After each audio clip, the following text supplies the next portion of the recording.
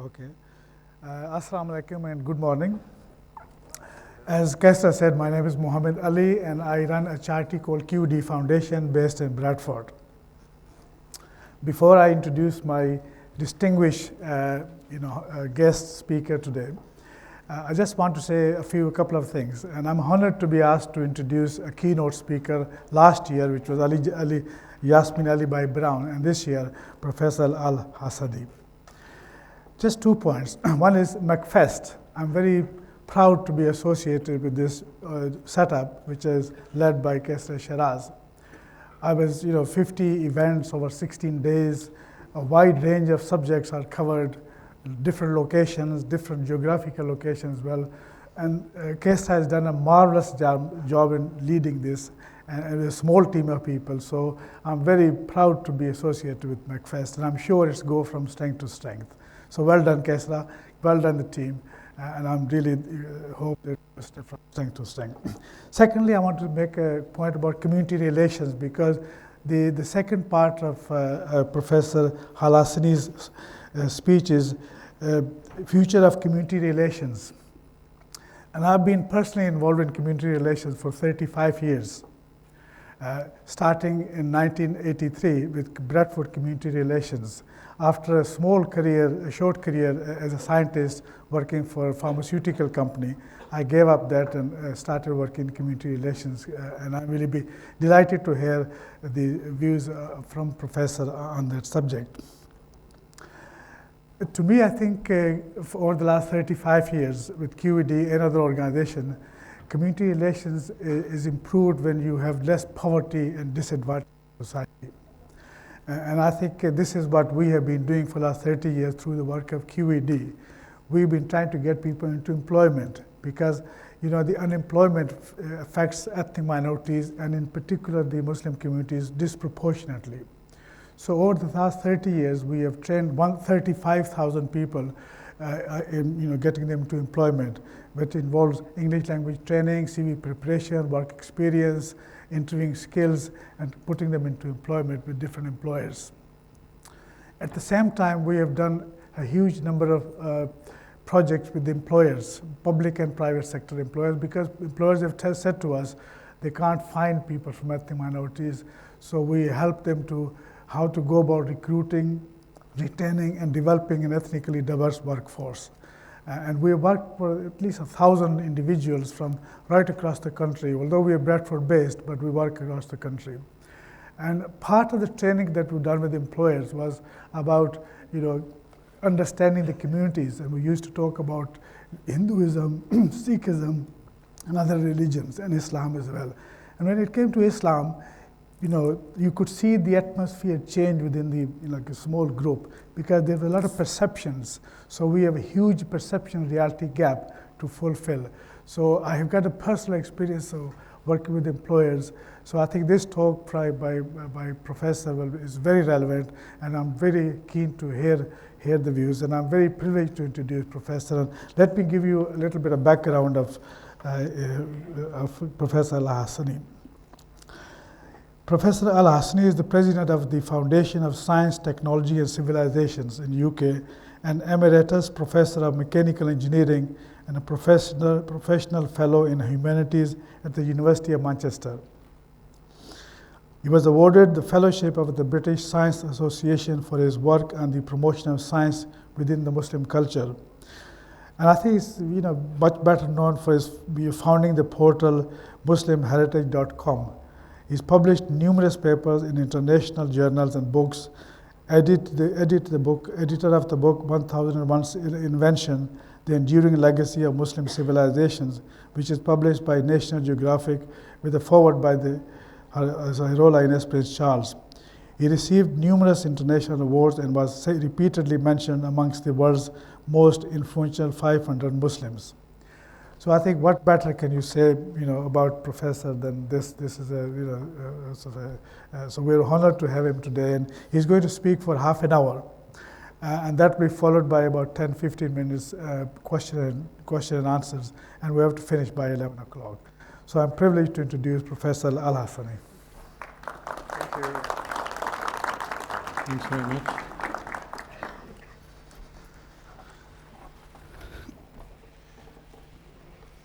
Assalamu alaikum and good morning. It must be die-hard, interesting audience to come early Sunday morning. I hope I will not disappoint you. It's supposed to be a keynote speech, but because of some of the various issues that will be appearing in the festival, and the idea is that the festival aims to introduce cultures to each other and create a sort of a cooperative appreciation of the culture of Muslim civilization. I thought I might show you a little bit of short videos about some of the things that we did. All this will fit in a very short time. What I would like to talk about are two messages. One message is for everybody, Muslim and non-Muslim, atheist, religious, or whatever. Right. And the other one, a short one, for my Muslim colleagues and friends, and brothers and sisters. Now, the slide that you see in front of you shows what we call a conviver, as this is a group of people who are working together. But if you look together, when I mention working together, there are men, women, black, white, Chinese, Pakistani, sort of Indian, European, all sorts. And this has actually happened on a number of occasions throughout Muslim civilization, particularly in Baghdad and also in places like Cordoba and Granada and Toledo. So, if we want to create an atmosphere where people can actually appreciate each other and work together, but the problem is that how can we do this in the face of political and religious conflicts? How are you going to do that? The thing is that that sort of boggles my mind is how do actually people view each other? It's all about perception. Now, the picture that I have shown in front there is actually a picture of straight lines, vertical lines. They are straight, believe me, but they look bent. If you look at the other one, they are horizontal lines. They are straight, but they look bent. So, in fact, therefore, one looks at the first impression that you get, it all depends on what you have been trained with. Your mind looks back at what it has been taught to see, what it has been taught to hear, what it has been taught to smell, and so on. This comes in from childhood, from your family, from the schools, and from the various environment. Look at this picture, for instance. Some of you will see a guy with a saxophone, but another group of you will see a nice-looking young lady's face, right? On the right, if you just concentrate you'll see a lady's face. But if you concentrate on the black, right, you'll see a man blowing a saxophone. So, if you really want to look carefully at things, you begin to change your ideas and you change your perception. Now, you look at this picture, you can never, ever think that this is a Jewish family, right? Because we've been trained, we've been taught that when a woman looks like that, she is a Muslim, right? But this family is a Jewish family, and there are quite a number of them in various parts of the world, right? They believe that they are following the tenets of Judaism as prescribed in the Torah. Now you look at this guy. This is what we say, Red Indians, all right? The picture that we get, my generation, the early generation, when we used to look at cowboys and Red Indian films, what do we feel? We're always supporting the cowboy. Why? Because the cowboy represents a civilization, while the Red Indian represents savagery, right? Dancing here and there, and they're savages and so on. Totally different picture. That when you now look at the Red Indian and the native Indian, and you find how wonderful these people have been. They had a fascinating culture, fascinating religion, and so on. And their attitudes and their social structure and so on, just really, it boggles the mind. And yet, I have been told that when you see a cowboy, you clap as the cowboy keep hitting these red Indians and killing them around. Millions and millions of them were wiped out. So the impression is really a lot to do with what we have been taught, what goes in the mind. And what comes to my mind is the saying of Prophet Muhammad, peace be upon him, when he says that every person is born according to the fitra, which is the natural instinct, pure, right? Peace with the environment and with people and so on. But his family, and meaning the family and society, change him into Jew, Christian, and others and so on. So it's a lot to do with what goes on in the mind in the early childhood and later on in life that constitutes the perception of yourself and of other people. When you look at this picture, an old man with such a huge beard, you may think this is what, Khomeini or some Ayatollah there, but he was one of the most sort of incredible architects in the history of mankind. This is Sinan, as depicted by people who read about how he looked like. You know, Sinan, Me'mar Sinan, the architect Sinan that built those fascinating mosques of Turkey, right, in the Ottoman time. And so you wouldn't, because you expect an architect today to look cool, sort of la-di-da sort of thing with some special. Why? Because of the environment, because of what we have been taught. So it's a lot to do about perception. So why I said we need to look at the amnesia, because we have got a problem.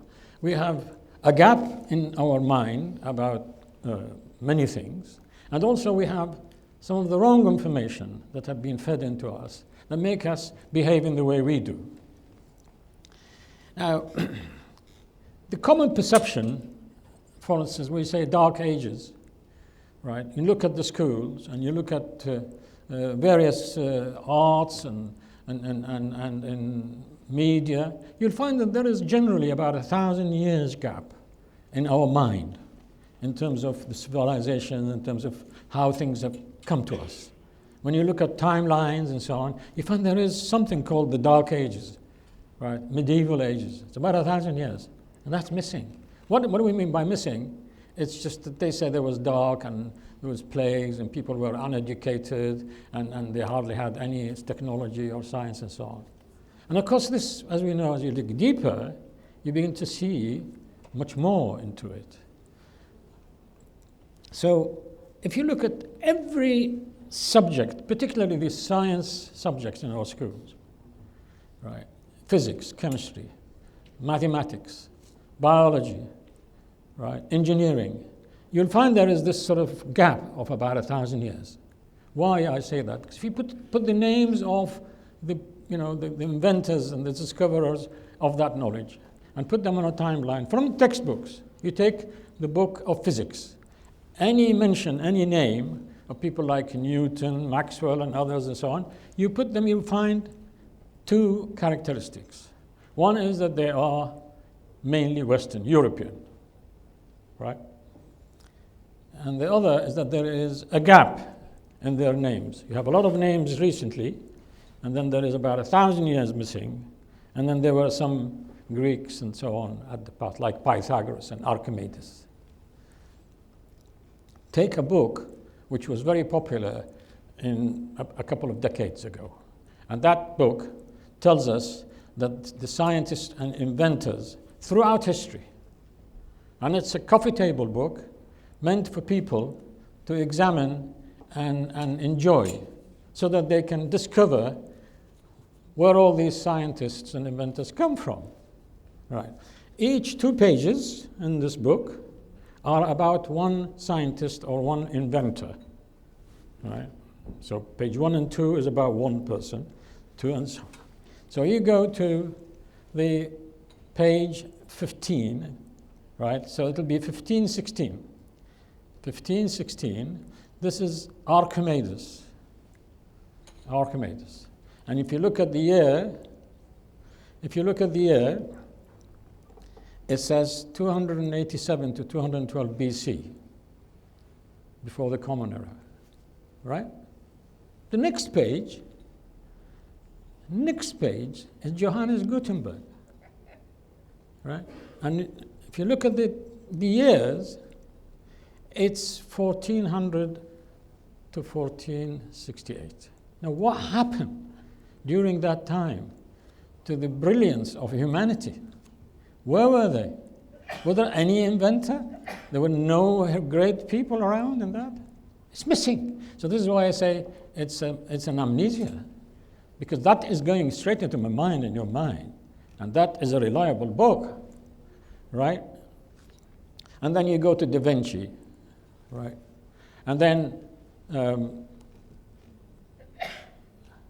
so this, in summary, you have Archimedes about 287 BC, Johannes Gutenberg 1400, and then followed on from the Renaissance. There will be quite a lot of people after that, after Da Vinci, at 1452. So, in summary, if you go to all these subjects, one at a time, physics, chemistry, maths, engineering, biology in particular, you will find this graph in front of you. It shows a gap. It says you have Greeks and then followed by the Romans, then nothing seemed to have happened in the world, right? And then suddenly a revelation comes, which is called Renaissance. Europe has woken up, and then all knowledge starts coming in the arts and the physics and the chemistry and the engineering and so on. Now that is what is being actually taught without being said directly. This is the subliminal message that you get when you go to school, because you will not find any reference to Muslims, Hindus, Buddhists, Chinese, and so on. No other civilizations are mentioned in these textbooks, and yet we think those textbooks are supposed to be neutral. They're not talking about politics, they're not talking about religion, they're talking about knowledge and science that we use today. But then what happens is this. Because of the perception that you get, normally when you have a perception, then you relate to yourself and to others. And this relationship affects your communication. And the communication then affects the creation of community and so on. So there is a lot of studies about how you can influence what we call re-perception. To re-perceive something, that means you go into the back, into your memory bank, and have a look at it, and then you can actually re-perceive, like I have mentioned earlier, that those vertical lines were actually straight. So you have re-perceived. That when you see it next time, you say, this is straight, right? And when you see the other horizontal lines, you say, yes, of course there are horizontal lines. And when you look at that other picture, yes, of course there's a woman there, it depends on how you look at it. So this is what I mean by re-perception. And this message is for everyone. We need to have a re-perception. So the re-perception, you see that gap that I showed you earlier is also got something very significant missing, which is a European thing. So we think that, okay, Islam is away from Europe, and therefore when you say missing Muslim civilization, there is European civilization. This is wrong. Because what is really missing also is a European civilization, and that is the Muslim European civilization. I'm talking about 7 centuries of Islamic civilization in Spain and Portugal, the Iberian Peninsula, and it used to be called Al-Andalus. Have a look at what has been happening there. And this is really, you will come out with a fascinating story. Europe is not just Judeo-Christian. In fact, it's hardly Judeo. It's Muslim-Christian continent. Because in the West, you have the Andalus, right? Most of Spain and Portugal and so on. And you've got the other islands in the Mediterranean, including Sicily. Then you go on the West and in the East, which is East Europe. East Europe for several centuries. It was Muslim. And yet, there's nothing in terms of scientific contributions from these people, because it says Europe was in the Dark Ages in those days, right? Now, you're not going to be able to read any of this. And just to show you, I picked up 600 names.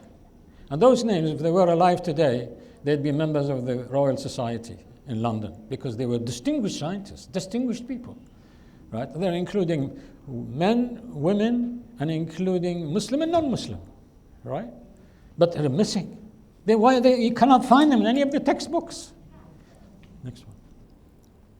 Now, I picked up 40 of those.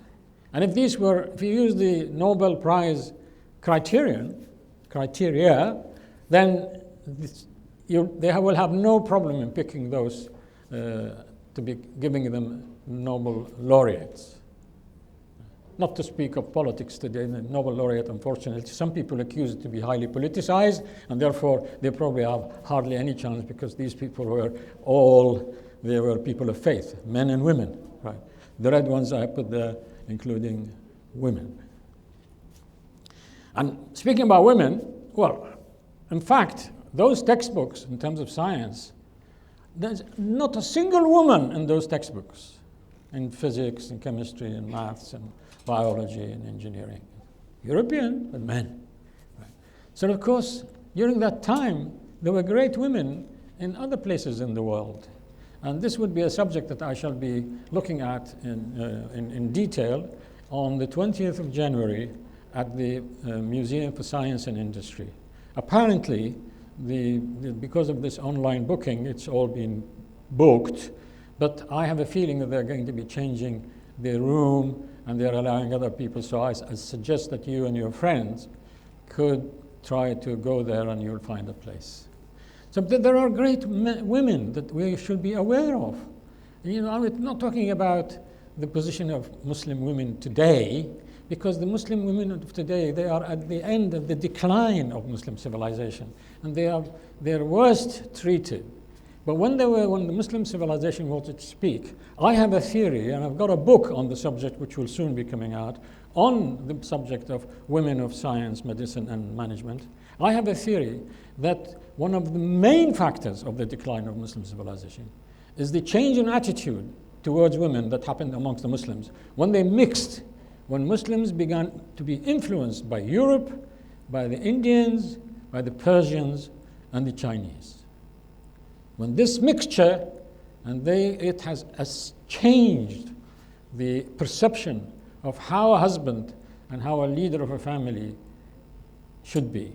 That has made a devastating impact on the social structure and social attitude in the Muslim family.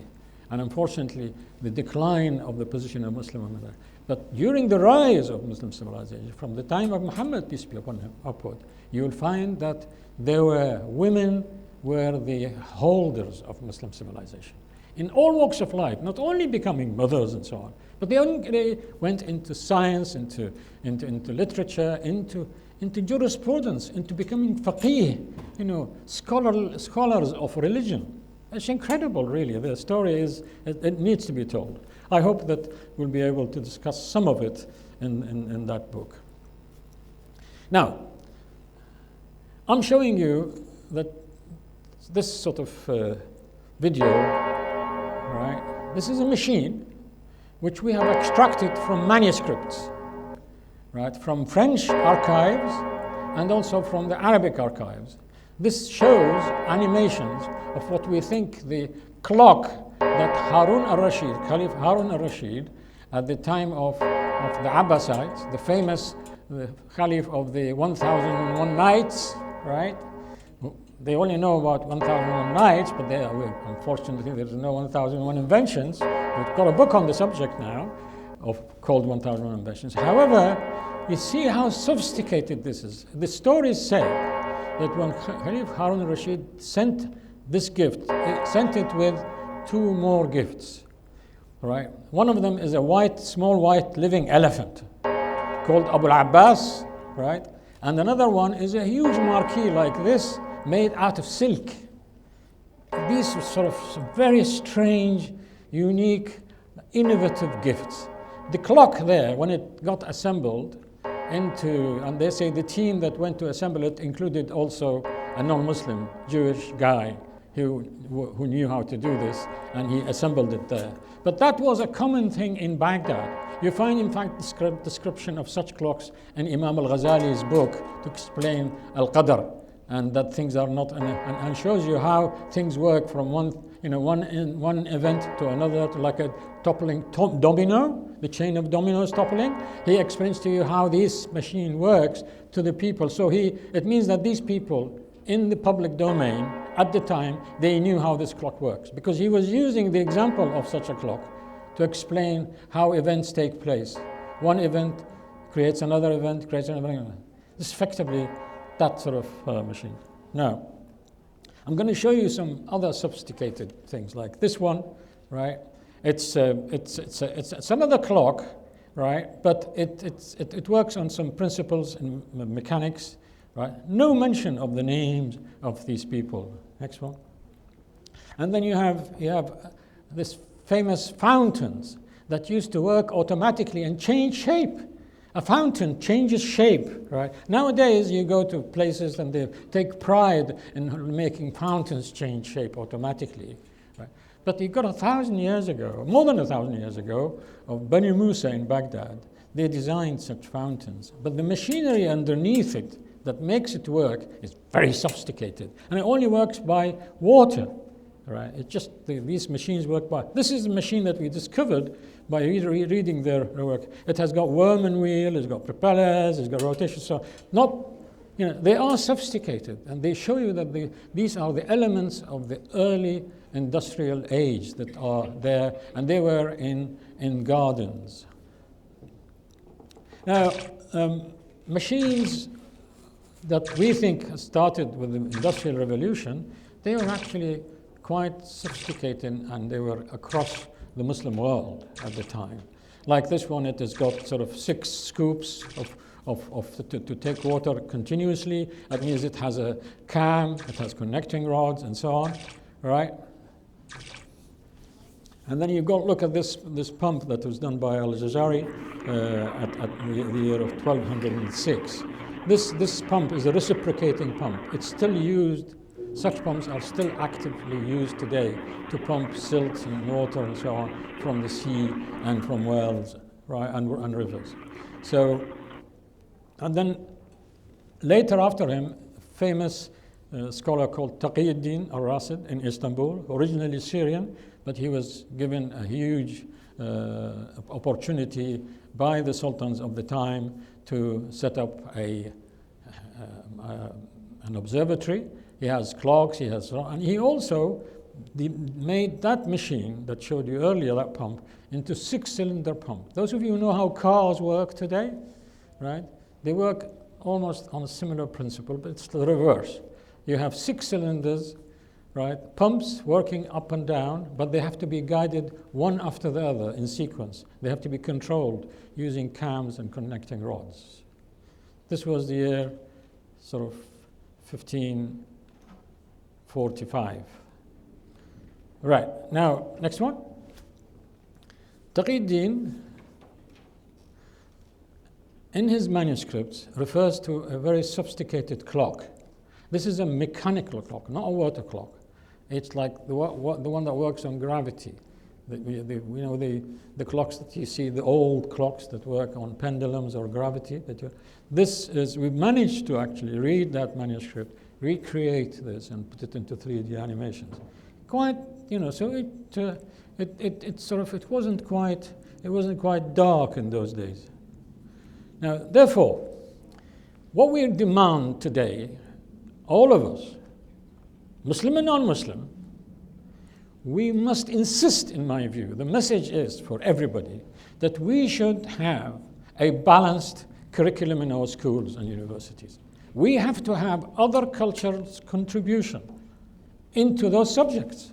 If you have to mention names, if you have to mention like Newton law, if you have to mention the name rather than saying it's gravitational law, then we must insist there should be including someone called Al-Hasan ibn al-Haytham. Now, for the last 15 years, we've been successful to get through a crack in the curriculum the name of Al-Hazan, which is the Latin name of Al-Hasan ibn al-Haytham. Just one. Well, that's very good, because they say when a storm comes and it starts with one single drop of rain, and then the rest comes. So let us hope that we all together, in terms of cultural understanding and good perception, is that we should include as much as possible the contributions of other civilizations in our curriculum, particularly of science. Chinese, Indians, Turks, Persians, Africans, and South Americans, right? They should be in there, if they are there. And I tell you, when you look them up, you'll find them there. Because of humanity. Human beings are innovative. They are creative in thinking. They solve problems. Every one of us had to solve a problem to come here this morning. We had to find ways and get up early in the morning and try to solve. These are all overcoming problems, but they are only small problems. And when you come to think about it, when you solve a problem that affects so many people, it becomes an invention. It's like nowadays they register it, patent it, and so on. So we've got to push for justice and for balance in the curriculum of our educational system. Now, what I would like to do now is to refer that we've been trying in our foundation. We've had a number of publications. One of them is called 1001 Inventions. This has been a very popular book. The National Geographic has published it, and the fourth edition has come out recently, but it's an e-book. This is the fourth edition, which contains all the various references so that you know what is being said there is authenticated, academically reviewed by a galaxy of highly academic people. And then we have, for children, 1001 Facts. Each of these pages consider a particular aspect of life and tells you what Muslims have contributed in there at that time. And then there's this book that came out by National Geographic on the occasion of the celebrating 1,000 years of the sort of year of light, and they have published a small booklet mainly for children on Ibn al-Haytham. Now, my message to the Muslims, what I would like the Muslims to do, right? I said Muslims need a checkup from the neck up. A check-up from the neck up, right? Because there's nothing wrong with their heart. Good people. They do their prayers, they do this and so on. The problem is up from the neck. Check up from the neck up. Remember this. I want to cut a long story short, just to show you behavior of early Muslims, just like how women were great at that time. The Muslim business people, predominantly in this country, right? They are business people, right? Professionals and so on. In those days, it was predominantly trades, agriculture and trade and so on. And they went all over the world. And that used to be called tajir or tijara. The word tajir in Arabic is constituted of 4 letters. Ta, a, ja, ra. I bring you this example because it actually gives us aspect of their attitude to life and their attitude to business and their attitude to communications and working with each other. And in my view, that attitude and their perception has been the reason of Islam spreading so fast in the world at that time. It was not armies. It takes hundreds of years for Islam to percolate through to the societies. In Egypt, for instance, millions of non-Muslims in Egypt. They're still there. In India, millions still not. They were not forced. So Islam was percolating and infusing by the people contacting each other. Mainly, people get impressed with the life and the character of Muslims. My message is to have a look at what the word tajir means and see if you can review your behavior, my good brothers and sisters, right? Because it will affect the long-term survival of the Muslim community in the UK.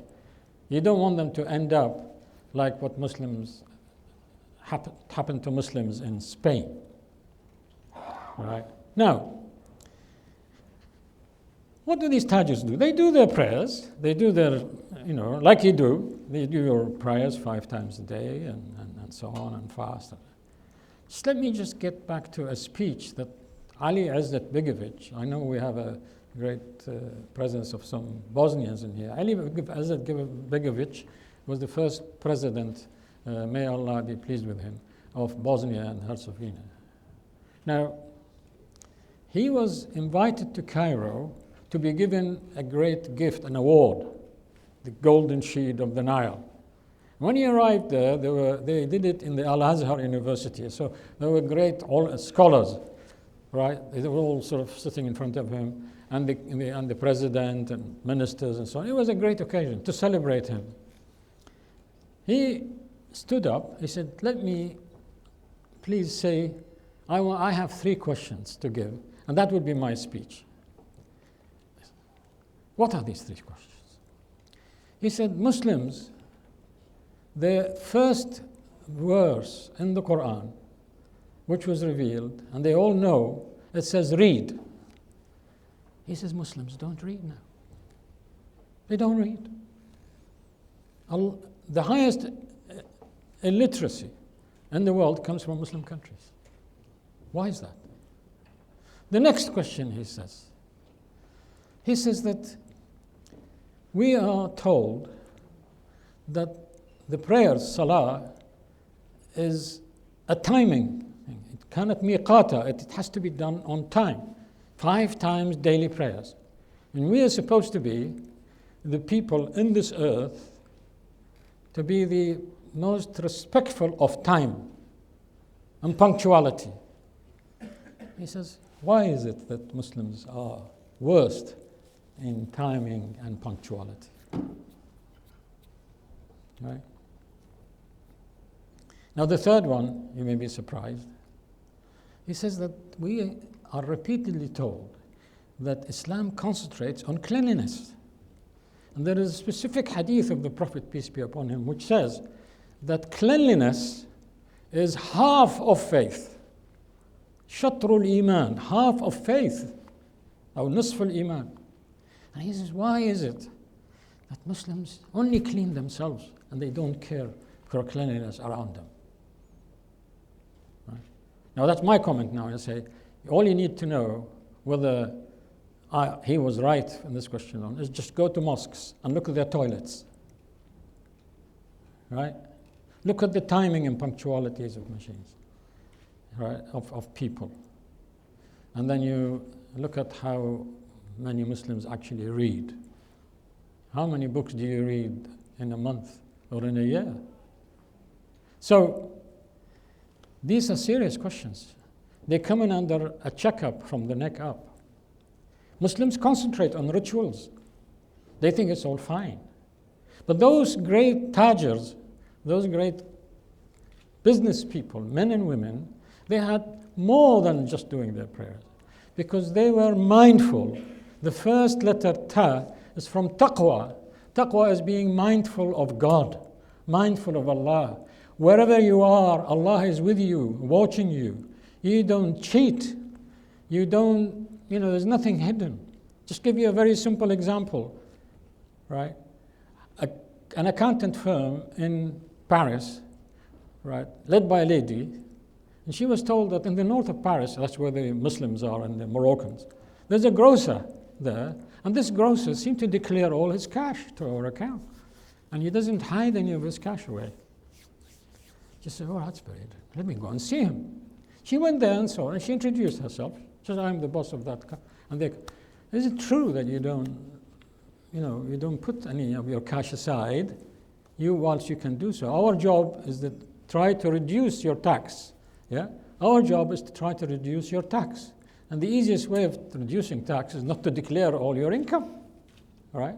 Who knows? Nobody's watching you if you were to take 50% of the cash till and you use it and you only declare it. He says to her, what do you mean, madam? What do you mean nobody sees me?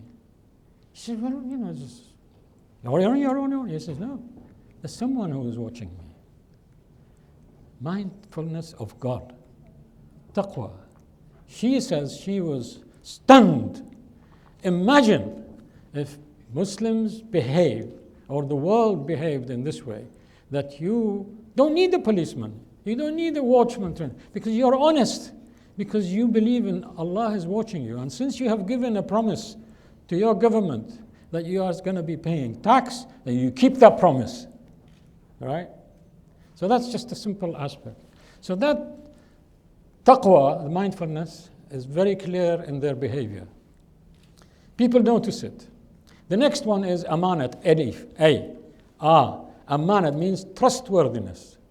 To be trustworthy, right? People trust you. The Prophet, peace be upon him, used to be called the truthful and the trustworthy, even before he became a Muslim. When at the time of the migration, and he had to run away out of Mecca, whom did he put in his place to sleep? He put Imam Ali, right, in his bed so that he could. It wasn't because he was afraid and he was running away. He didn't want the Meccans to know, right?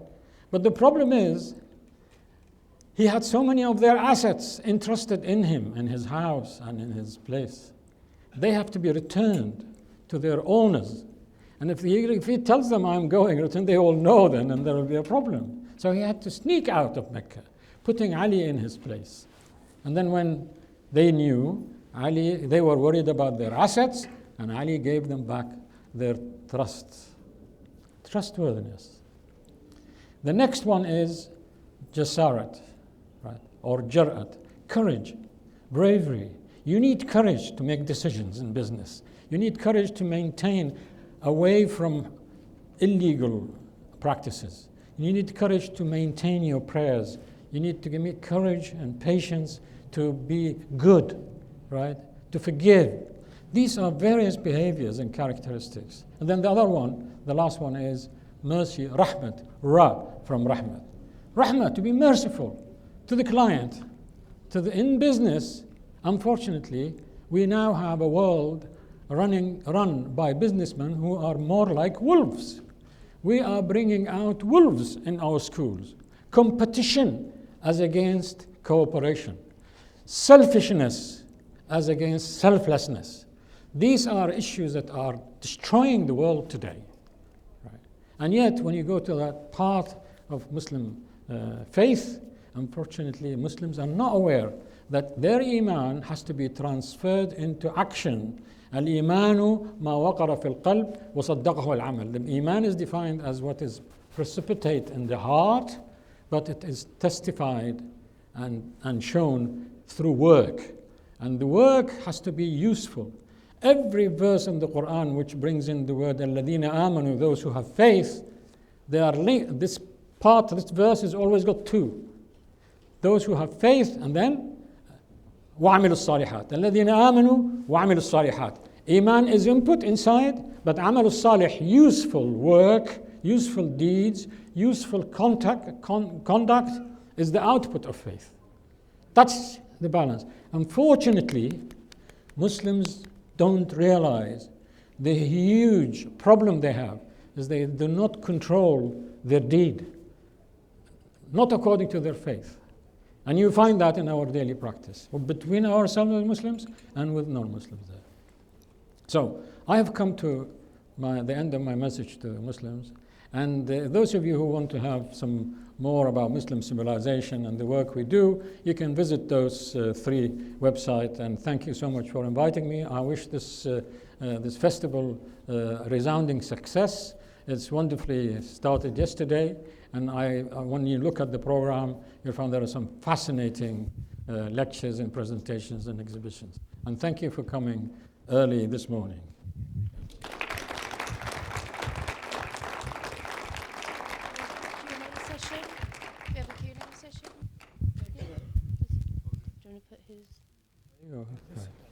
I think if I can say, we could have gone on listening to Professor for a long time, but because we started 10 minutes late, so if I may take 5 or 10 minutes to just take a few questions.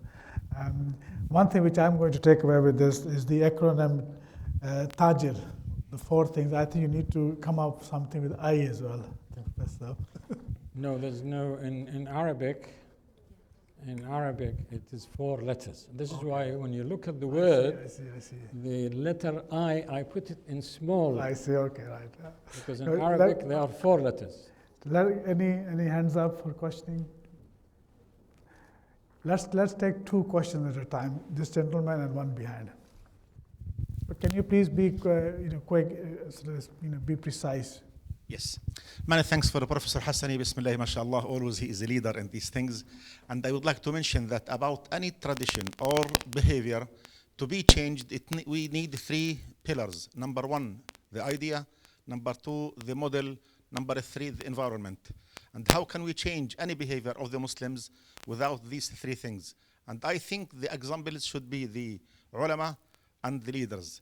I mean, leaders, presidents, or the emirs. How can we change without these 3 pillars? One more question and then we'll get the answer. Thank you, Professor Salim. Great to hear you as always. I could sit and listen to you all day.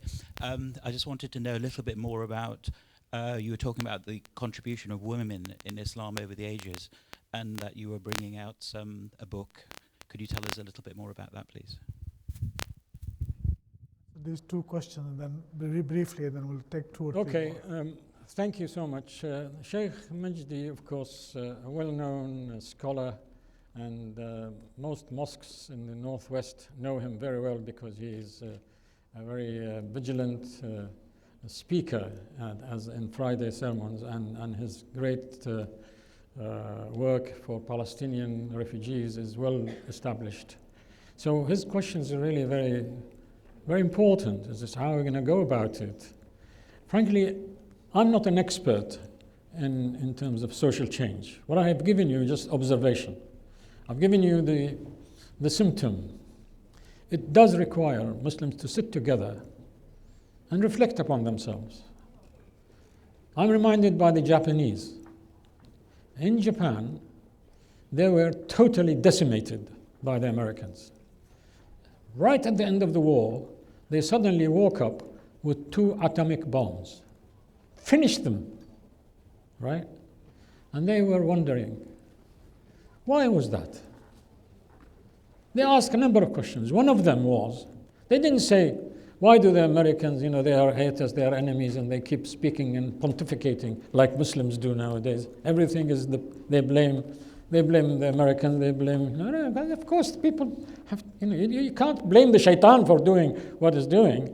The devil, we know that the devil is doing his job by deceiving you and by beguiling you to do something. But if you know that, then why do you blame him all the time? You've got to sort yourself out. So the first question they did, the Japanese, they said, we need to find out, why is it that, what have we done so that the people hate us to such an extent? The world seemed to have been happy at the time for 2 huge atomic bombs, right? And finished our civilization. Why? And they had this debate across the country. They wonder why. And there were other parts of the questions which I'm not getting into. And I think the Muslims need to wake up. And they need a checkup from the neck up. They need to examine themselves. And this examination comes in. It comes in through individuals, because you have to sit in front of the mirror and look at what you see and examine the behavior. How honest, how clean, how obedient, how close to God, right? How, you observe your own behavior and you try to control and conduct, carry out an organization for that individual that you see in the mirror. It's not just being looking nice. There's the one inside you who's doing the looking. That needs sorting out. And I think the Muslims need to do that. It's not sufficient to go to mosques and build mosques, they call masajid. What Muslims have neglected is, whilst they are building masajid, meaning the plural of mosque, masajid, right? They have forgotten about building the sajid, the building of the individual that will use the mosque. That's missing. Young people are left on their own. There's hardly any program and dedication to bring them up into this very difficult environment. Right? They themselves are not good example for their own kids. You need to have an internal revolution of self-examination for Muslim community. When you do that, right, then you start respecting and be humble than just blaming others for the way they be Islamophobia. Say, of course there will be Islamophobia. You look at the behavior of Muslims. You think that there will be Islamophobia is going to go away? When, all you need is look at how the Muslims conduct themselves. Of course, I'm not blaming, everything to the Muslims. It's not fair. Because Muslims are good people. And there are a lot of very good non-Muslims as well. Yeah. But I think that the way Muslims are conducting themselves need to have a re-examination. And this has happened to the Irish in this country. When the Irish Catholics, they used to catch hell worse than the Muslims today. But they managed to sort it out. The Jews, they managed to sort it out. The Jews were hated in Europe. You know the Holocaust and all the story. But now you dare to say anything about the Jews, right? You'll end up like Jeremy Corbyn, right? Because he is accused of being anti-Semitic. I don't know whether he is or not. He says he isn't. But you see, there is people don't want to be. So now you have the role for Muslims. Jews, they had their own ways of educating themselves. And they decided that by control of the finance and money, they will be able to dictate their will on the people. And they're successful. But Muslims can't do that. Muslims have to be transparent. The whole message of Tajr, Islam was spread through transparent behavior, honesty. You don't hide something and say something. You're not a proper Muslim or a faithful person when you have these two hidden agendas, one inside and one outside. It doesn't work with Islam. It may work with others. So this is why I think that we need to have that. When you Muslims have debates about this, they don't talk about, they can talk about politics and others, but you just examine our behavior, right? Examine our behavior.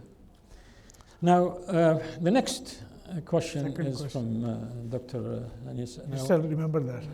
Dr. Gill, is about women, right? Now, as I said, there's a subject that is especially on the 20th, right?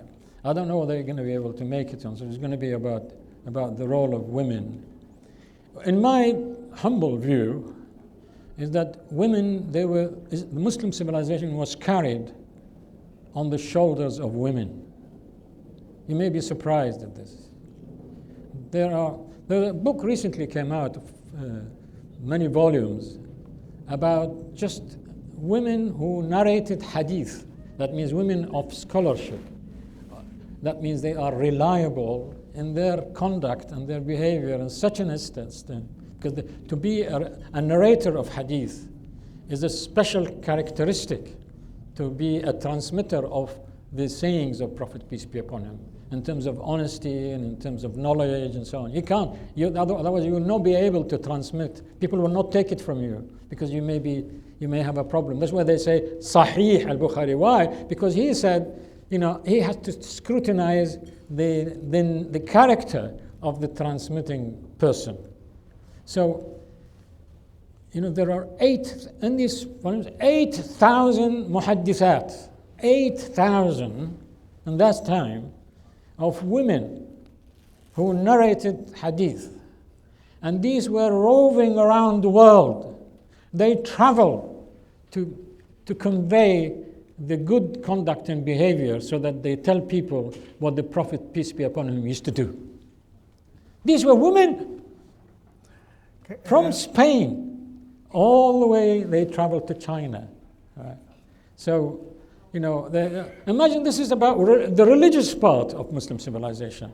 And not to speak about engineering and mathematics and medicine and so on. There's a huge, lack of knowledge about what women have done in the Muslim civilization. The problem is that people are not aware. And many Muslims, they try to follow the American and Western model in their social behavior, and they think that they have to have a women lib, they have to liberate themselves. Well, of course, if you are a Western woman, you need to have that revolution. You need to have the suffragettes, because women were catching hell in the West. They were treated like animals, right? And they need to fight inching their fight to try to get some degree of respect and equality. And even recently now, we just see Samir Ahmed in the BBC, she just won a huge court to say that I have a man there who's doing exactly the same job and he's getting 6 times as I was. Right? Why is that? And she went to court and she won. Now, this fight I can understand in the West. But you can't have a fight like that within your own Muslim civilization. Muslim women have declined. But if they go, all the Muslim women need to do is to demand that they should be treated the way they were treated before. All right? Not to start, to say everything has to start from nothing, from negative. Thank like you very West. much, Professor. No. So the subject for women really is something that is fascinating. I'm not here trying to show that women should behave like men or being unjustly treated. No, I think that we have to be scientific, academic, right, and examine things properly so that the truth comes out. Because we have to have the truth to predominate our behavior. I hope that this answers your question. Thank you very much, Professor Salim Al-Hassani. I think we can't take any more questions. I'm sorry about that because we are running out of time. Professor Al-Hassani will be here, so if you can, talk to him on a one-to-one basis after this session. We're already over the session. One thing which I will go away with is to, and Muslims from amongst us should go, is check up from neck up. If we can just remember that, that will be, and please give a final round of applause to Professor Al-Hassani. Thank you very much.